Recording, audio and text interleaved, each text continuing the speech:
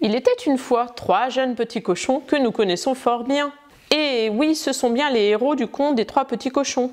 Voilà déjà quelque temps qu'ils habitent tous les 3 dans leur jolie maison. Le loup étant parti pour ne plus revenir, ils ont tous ensemble reconstruit la chaumière de paille et la cabane de bois.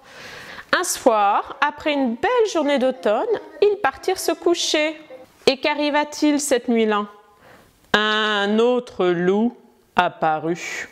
C'était un vieux loup gris, fatigué et mécontent. Voilà déjà 3 jours qu'il n'avait pas mangé. Les autres animaux couraient trop vite pour lui. Impossible de les attraper.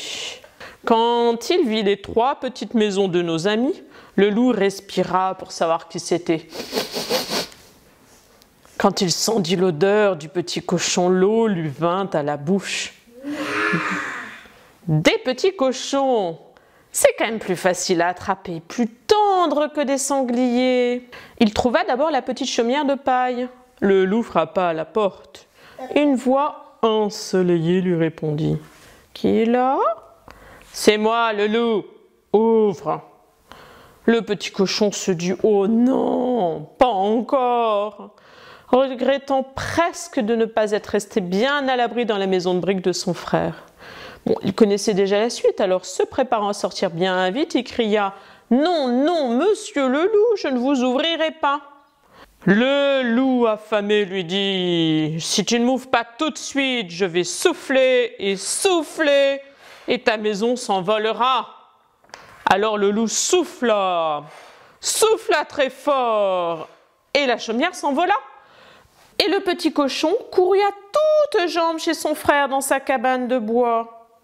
Le petit cochon frappa très fort à la porte, réveillant son frère en sursaut.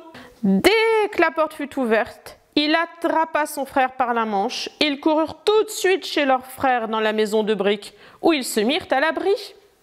Mais le loup ne le suivit pas tout de suite. Il était pris d'une énorme quinte de toux. Le loup mit beaucoup de temps à reprendre son souffle. Il aurait dû s'arrêter là, se reposer, mais il avait vraiment très faim. Alors quand la toux fut calmée, il partit lentement vers la maison de pierre, là où il avait vu les 2 petits cochons s'enfuir.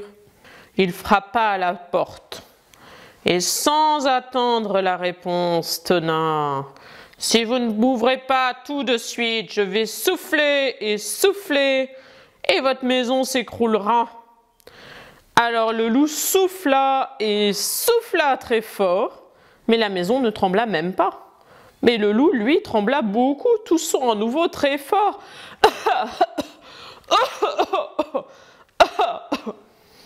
Alors quand il le put, le loup à nouveau souffla très fort, souffla encore plus fort, et d'un coup il s'écroula. Allongé par terre, il ne bougeait plus. Les 3 petits cochons regardaient, attendaient, mais le loup ne bougeait pas. Ils discutèrent. Était-ce une ruse du loup pour que les cochons ouvrent la porte et qu'ils puissent les dévorer? Le loup était blessé, mort peut-être. Au bout de quelques minutes, n'y tenant plus, un des petits cochons se décida à sortir. Il attrapa une longue branche, ouvrit doucement la porte et depuis la porte de la maison toucha le loup. Mais pas de réaction. Il fallait se rapprocher plus près, mais le petit cochon n'osait pas. Finalement, le petit cochon, toujours avec sa branche à la main, s'approcha de plus en plus près, jusqu'à toucher le loup. Il le toucha et comprit tout de suite, le loup était brûlant de fièvre. Les petits cochons se concertèrent. Ils ne pouvaient pas laisser le loup malade sans rien faire. Ils le prirent à 3 et le transportèrent jusqu'à la cabane de bois. Il fut installé dans le lit sous une grosse couverture et le petit cochon lui apportèrent un peu d'eau. Le loup ouvrit les yeux et leur dit « Merci et j'ai faim, très faim. » Les petits cochons étaient bien embêtés. Comment nourrir le loup sans fournir eux-mêmes le plat principal? Il y avait bien les moutons, qui paissait tranquillement au loin, mais les petits cochons se voyaient mal attaquant le troupeau pour emporter un agneau. Et pourtant, sans nourriture, comment le loup pourrait-il aller mieux? Les petits cochons étaient bien embêtés. Comment nourrir le loup sans fournir eux-mêmes le plat principal? Il y avait bien les moutons qui paissaient tranquillement au loin, mais le petit cochon se voyait mal attaquant le troupeau pour emporter un agneau. Et pourtant, sans nourriture, comment le loup pourrait-il aller mieux? Ils lui apportèrent quelques carottes et salades. Mais le loup n'arrivait pas à les manger. Il lui fallait de la viande. C'est alors qu'un des petits cochons eut une très bonne idée.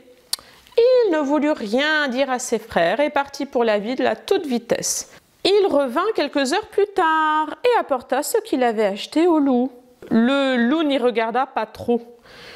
Il l'avala tout rond. « Merci, c'était succulent. J'avais vraiment très faim. Il m'en faudrait encore. » Alors les trois petits cochons repartirent à la ville.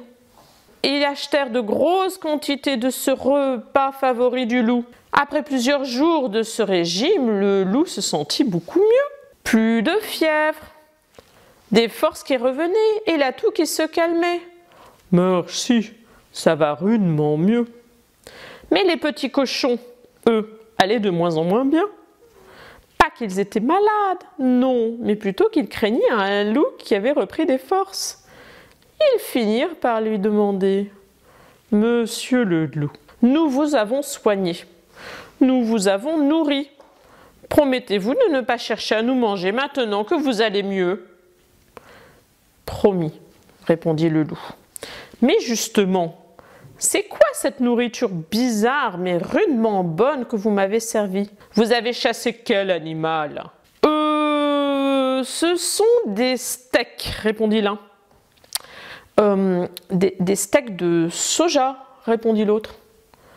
Des légumes, quoi, répondit le troisième. C'est que les cochons ne savent pas chasser.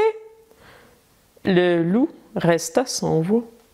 Lui, un grand loup gris, avait été guéri avec des plantes. Pire, il avait aimé ça.